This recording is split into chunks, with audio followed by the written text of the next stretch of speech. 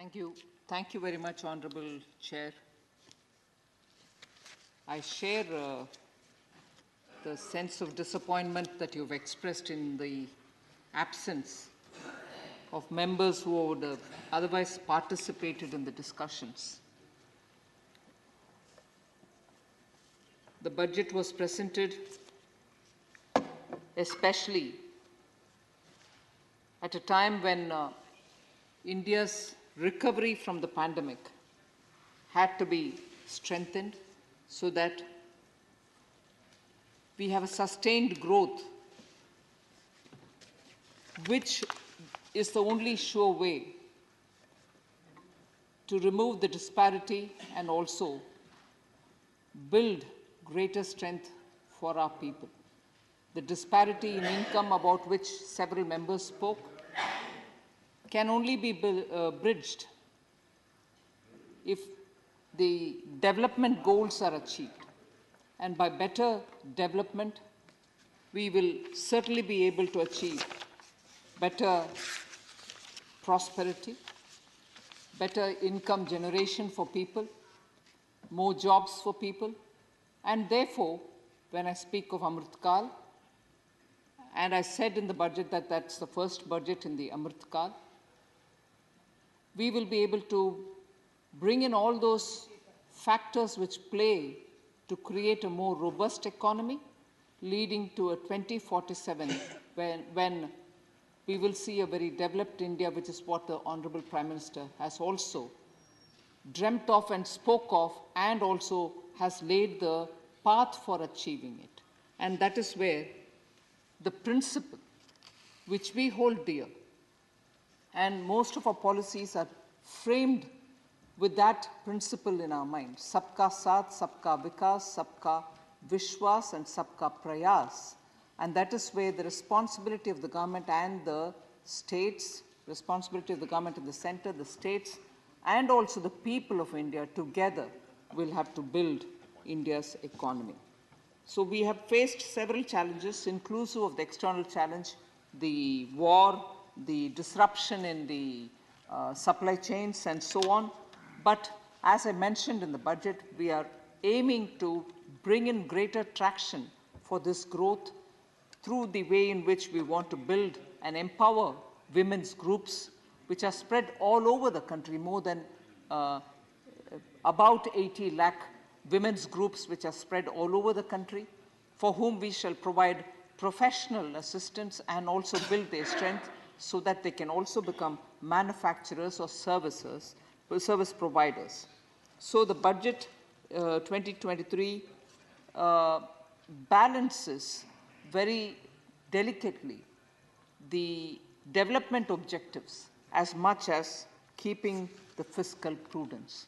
And therefore this budget, coming as it does at this time, when we're looking at the Amrit Kal, at the same time facing a lot of external challenges, it has carefully managed to provide for the challenges if it emerge, at the same time also brings in more futuristic opportunities for our youth. And in terms of skills, in terms of the AI centers that we're creating, in terms of providing the industry equal opportunity to use all the labs and the facilities for science and so on, we are making opportunities open. The budget spoke for itself, sir, so I don't want to get into details of the budget, although most of the members, when they speak, whether in this House or in the Lok Sabha, do raise questions about how much of the central revenues are being shared to the states. So on that, I would like to take a minute to say, total resources being transferred to the states, central share in taxes, that is, releases under centrally sponsored schemes as well. So both put together, the total resources being transferred to the states under the BE 23-24, the budget under consideration now for the forthcoming year, is estimated at 17.98 lakh crores. This is higher by 1.55 lakh crores over the current running year, 2022-23, and by 2.9 lakh crores more than the actuals of 21-22, the year before.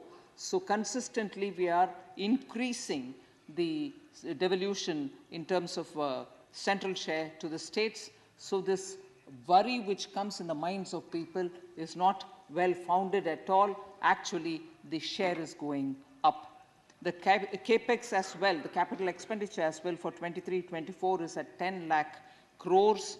Actually, in 2019-20, which is the year before the pandemic, it was only 3.39 lakh crores. So within a matter of 3 years, we have progressively increased it from 3 to 5 to 10, 3 to 5 to 7 to 10.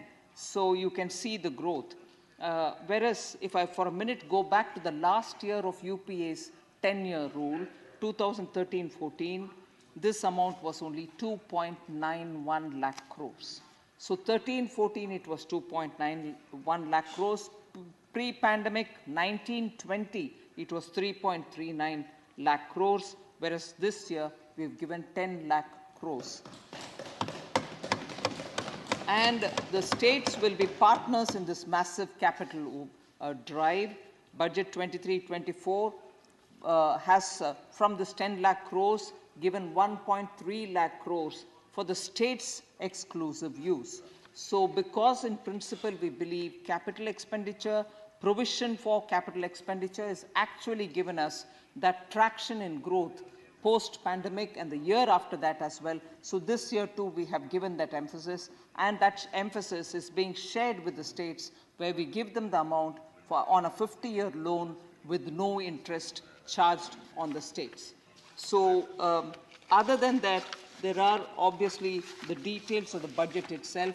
It has come up with a lot of provision for the middle class, for the employment generation, for MSMEs, for agriculture, for rural population, specific pointed programs and outlays, for health and for green growth. Now I would rather focus on the issues which those members who spoke raised, and I want to clarify on a few things which many members spoke about. Sir, Dr. Shantanu Sen, who spoke, who's here in the House representing Bengal, spoke and said quite a lot of questions. But he withdrew. He has no hatred. Oh, I agree. He said so. He said, I heard your speech, I heard the FM speech in Lok Sabha, but still I have certain questions to raise. Sir, I want to very clearly say that in the case of West Bengal, amounts spending are not for any other reason but when there are due diligence which have to be followed while submitting the claims for the various schemes under which they are entitled to get money. If they do not submit the relevant documents, whether it is an AG's authorization for the expenditure, or when questions are raised when, such as, you change the name of a scheme which is approved by this parliament, and the money goes to the state, and if the project or the scheme is not carried forward in the very name in which this House has cleared it, it is therefore the department's duty to raise the right questions. So they do raise questions. And when answers don't come in time, the money sits with us. I will just highlight 2 points, sir. GST compensation is a matter on which repeatedly, not just Bengal, but many other states also say, we've not been given. Even now when Dr. Shantanu Sen spoke, net of something has been given, but gross is being based. He mixed up a lot of things, eventually indicating that we have not paid the compensation in total for them. Sir, as I said, compensation is something which states claim with due authorization of the AG. If your AG certificates don't reach me, I can't really clear the compensation dues. West Bengal's case, I can't see Dr. Shantanu Sen here, but for the record, West Bengal's case, AG certified figures are not received You know from when, sir? And from that year, every year, sir. 2017-18, no audit certificate from the AG. 18-19, no audit certificate from the AG. 19-20, no certificate from the AG. 20-21, no certificate. 21-22, no certificate. Sir, dues do pile up. I'd actually, through you, suggest that Bengal please sit with their finance department and the authorization, which is so very important for obtaining, should rush it, get it, and send it to us. The moment it comes, we can at least clear it. So if with no authorization, but to repeat that the monies are pending is not fair at all. And if the AG's certificate is pending not for 1 year, from 17 every year, I'm really astonished that they keep saying that the monies are not happening, we are not sending it. Similarly, sir, if there is worry about money not going from here, I'm more concerned for the money which is not coming from Bengal to me. We provide the Central Armed Reserve Force for any requests that they may have. We do send them, like many other states also receive. And if we send them, there is a payment that they have to make. Bengal has not paid us for the Central Armed Reserve Force, which was given to them, and the amount is 1,841 crores. Service provided, payment not received. AG certificate not sent, we are sitting with the money. I'll be happy to get the money going to the state. And then he, of course, I'm glad to hear that he's taken the word back that she has hatred for Bengal. No, sir. Bengal has been the landmark for Renaissance movement in this country. Bengal's intellectuals have paved the way and inspired the entire country during the freedom movement. Many of them. Bengal, because of direct action, had seen massacre on the streets of Kolkata. Any Indian will cry even today if you just see the pictures of Bengalis who died during the direct action. Even worse, because during British Raj, the grains were all sent away for the Second World War, the number of people who died of the man-made famine in Bengal, that state can really bring tears to every one of us, sir, both for the way in which they have provided leadership and also suffered, the common people suffered. So who in this country worth their salt will ever have anything but only gratitude in their mind about Bengal? So not even in my dreams, sir, will I think less of Bengal. That's a land of Aurobindo. And I just cannot but go on thinking of the way in which his speech came out. So there are ever so many reasons that all of us can have great respect for Bengal. But I'm sorry, data and due process will have to be followed. So that's about one thing, sir. If I'm not picking holes in Jawahar Sarkar's speech, sir, also because it's Bengal, I'll come to the others. He said no freedom of speech in this country and said dangerous development. I'm not sure if I was undistracted to count the number of times he used the word dangerous, dangerous. I thought he said dangerous 4 times, disaster about 2 times, but the overall time he spoke was only 6 minutes. And danger and disaster from a person who represents Bengal, where freedom of expression and other things, I just want to give a random example, sir. There was one professor in a university, I'm not sure whether Jadavpur or some university, who innocuously sent a forward of whatever he received, which was not to the liking of the administration there. And the man, the professor, ended up in jail.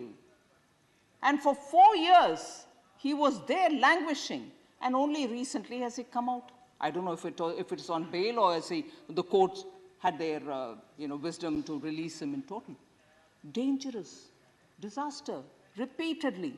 and also worried this country is worried, no freedom of expression. Bengal, sir, arrested a professor for sheer forwarding a whatever cartoon or something. And the man was in jail for 4 years. I honestly request Jawahar Sarkar ji to go to Bengal and say, Madam, before I deliver this speech, and he was very worried that whether Shantanu Sen or he was worried that I took the Honorable Chief Minister's name. So, 4 times dangerous, disaster. Come on, sir. I would want to appeal to the honorable member. There are important things that all of us can speak about. And on borrowing, he's also worried. Let me assure you, India wouldn't be borrowing if only there was a wider tax base. And when did we borrow? At a time when pandemic happened and states needed the money. I remember the role of West Bengal, which kept rightly reminding me about, please, money should go to the states. I fully appreciate that sense. So, I just wanted to highlight that it can't be a one-way street, sir. Extremely thankful to Member Sujit Kumar for having spoken about the importance of sports in this budget. We've made a good beginning. I hope that trend continues. I also appreciate Orissa and its emphasis on sports for having held the men's hockey, which was a very good thing, although India didn't win. So I felt very unhappy. Sir, NPAs, sir, I'm sorry, going back to a speaker, but I want this to be on the record, not wrongly. NPAs, this was answered by my colleague in this house, in the Lok Sabha. But I thought there was a bit of a, if Parliament allows me to say distortion, there was a bit of a distortion in the way the numbers were read. So I want to put it on record to say, we've received inputs from RBI, which says scheduled commercial banks wrote off an amount of 10,09,511 crores in the last 5 years, and write-off is not waive-off, and every account which has a write-off, we still pursue them legally to get the monies back and also auction their properties if they don't pay up. So, write-off is 10,09,511 in the last 5 years, and the borrowers of written-off loans continue to be liable for repayment. The process of recovery dues from these borrowers in written-off loan accounts always continues till we get it all off. So the figure and the reference to the NPA may need to be placed on record, sir. So he referred to Oxfam report. I don't want to give credibility to Oxfam report, whose methodology is thoroughly questionable, by elaborating on it. But clearly I would say the methodology is so, and they, in that report that he's referring to, mention it in the footnote, saying we've only done on some items, but not on all. However, the conclusion about GST is for everything. Methodologically, that is completely unacceptable. It was totally wrong. It is only true for GST revenue contributed by the goods that we studied. It's what they say. But they're not all goods which are covered by the GST. So, if methodology itself is wrong, and that's being quoted in this House, I don't want to give credibility to the Oxfam report, but I'm sorry, that's absolutely unacceptable. Poverty alleviation, sir. Just 1 minute.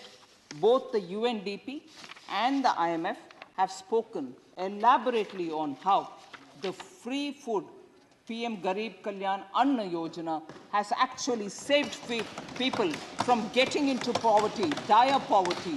And but for that scheme, India would have been really badly off. The relative reduction from 2015 to 16 is also referred here to 2019-21 was faster, says the UNDP report, 11.9 a year compared to 8.1 only from 2005 to 2006. So India's well-tailored program carried out over the past 2 years to support people and ensure they don't run the risk of slipping into poverty seem to have made an impact on the ground. This is a quote from the UNDP report. And so does the IMF report, sir. It says extreme poverty was maintained well below 1% in 2020 due to Pradhan Mantri Garib Kalyan Anna Yojana. This is IMF paper. And then it also says that the expansion of India's food subsidy program absorbed a major part of the pandemic shock. It also says extreme poverty was as low as 1% in 2019, a level substantially below the poverty rates of 2011. So that reference and using Oxfam by itself is not really appropriate, but here are the two IMF and UNDP reports which clearly say the opposite of what Jawahar Sarkar ji is trying to say. So there are others who have spoken. I've spent too much of a time because it's important to put the record straight. My friend, new member Mohammad Abdullah ji, representing the DMK. Brother also. I'm happy to hear that. I'll share that happiness. Representing the DMK has spoken quite a lot on very many things. Honorable members, we will continue with the debate. The reply of the Honorable Finance Minister till her conclusion. Do I have leave of the House for this?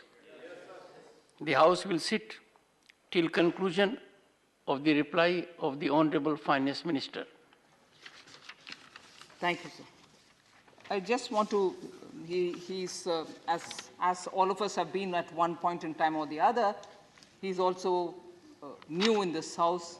All of us would, of course, work together with him and so on, but a few things which I thought I should, in this context, put forth. Sir, IFSC doesn't get any privilege which commercial and other places get. It cannot, because commercial places, commercial centers are all there. IFSC is not in that sense a commercial center. It is a financial special economic zone. It is an SCZ for financial things. So the rules and the regulations which are being relaxed or provided for in their favor are given because India should also have a global standard SCZ which deals with financial matters. So there are no other such centers in the country as yet. Nothing stops any state which wants to set it up. But as of now, SCZ, financial SCZ, is in GIFT City. So if there are other centers, the same will apply to them. Actually, the act which is providing for the GIFT City doesn't say it in singular. It says in plural. International Financial Services Centers. If you start one in Tamil Nadu, I'm sure that will also get a benefit. But it is not any commercial center in that sense. It's a specific SCZ for creating a global standard SCZ, which is required specifically for the financial sector. We do extend. So another thing is also GST rates, on which there was this comment made, oh, it's all too high. GST rate is not fixed or determined by Prime Minister Modi. It is determined by the GST Council, in which the Finance Minister of Tamil Nadu is also a member. So if rates are not happy rates for Honorable Member, he should actually tell the Finance Minister of Tamil Nadu to say, I'm sorry, all this has got to be changed. And if other members concur, we are quite okay to change it. Corporate paymasters.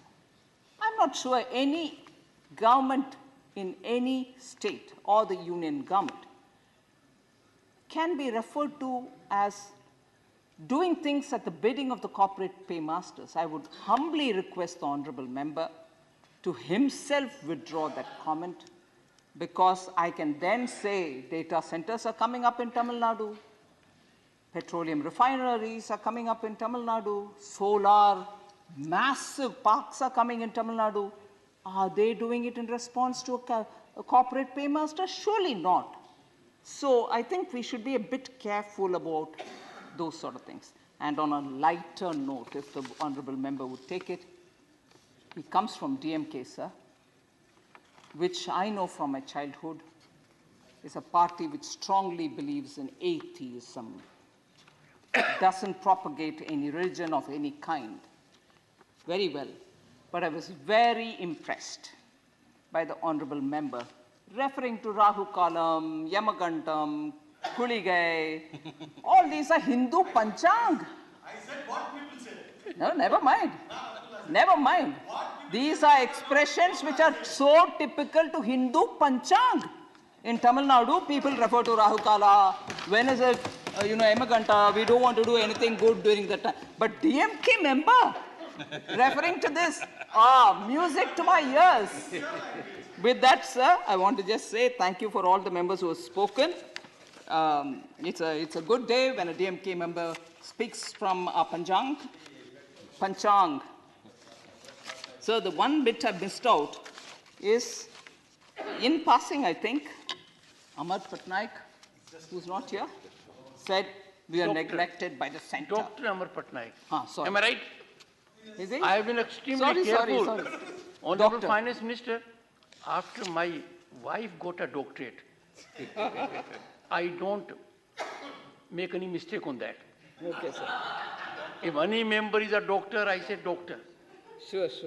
Because no one can go against the supreme mandate. Honorable Finance Minister. Mention us also sometimes. It's in your generosity.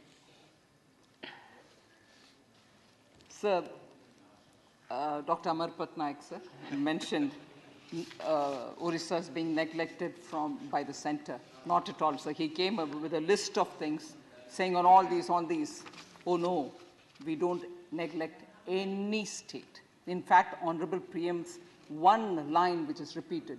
If India has to develop, every state has to develop. And that is why he goes on talking about East, Northeast.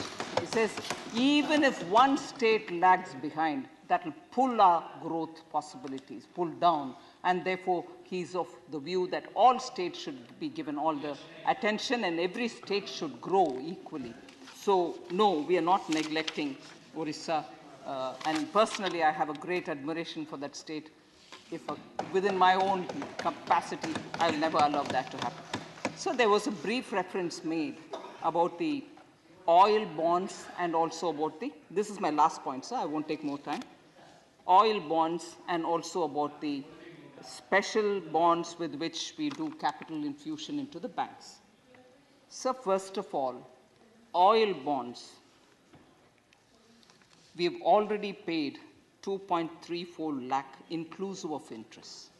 The amount mobilized on the oil bond during UPA times was inclusive of probably a small amount earlier, was 1.71 lakhs. But we've already paid 2.34 lakhs inclusive of interest, and we are yet to pay 1.07 lakh.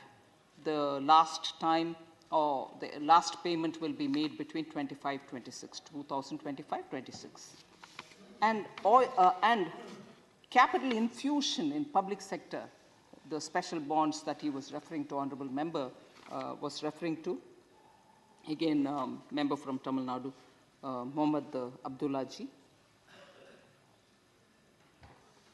5 years, different amounts were raised for funding for bringing in the capital infusion for the public sector banks. It will, as he rightly pointed out, end in 2037. But these are very different from oil bond, and I'll tell you for a minute as to why it is different. Oil bonds, first of all, and he did rightly recall that word which I used, and I use it even now. Trickery. It was a trickery.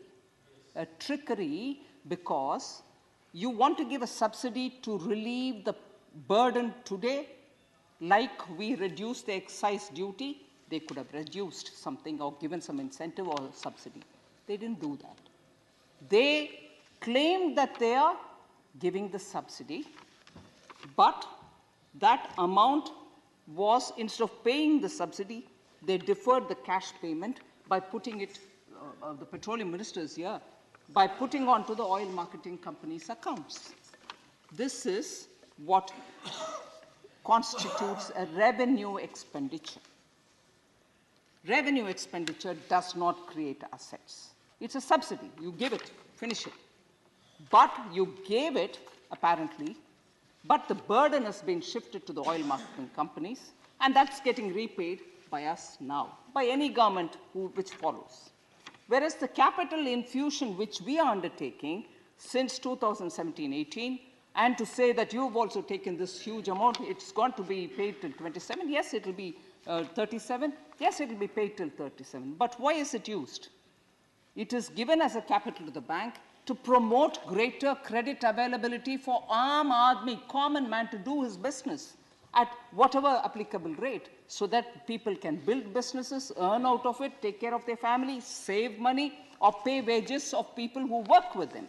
So that's one. Second, it also helps the banks to have correct capital adequacy ratio. Otherwise, banks will be in a precarious condition, like the way they became fragile and had a twin balance sheet problem because phone calls were made to banks during UPA time saying, give this loan to my cousin, give my loan to my jijaji, and so on. End of the day, bank had no money to lend anymore, and they were all in bad balance sheet position. Now, in order to restore them to health, and today they are restored, I'm very happy to say, I had to keep giving them capital year by year, infused capital, so that their balance sheets improve. And why did the balance sheet come to that level? Because during UPA, you went about calling people and say, hey, give it to this man, give it to that man, the customer may be worthy or not. You paid it all up. Now I have to take care of filling those gaddas.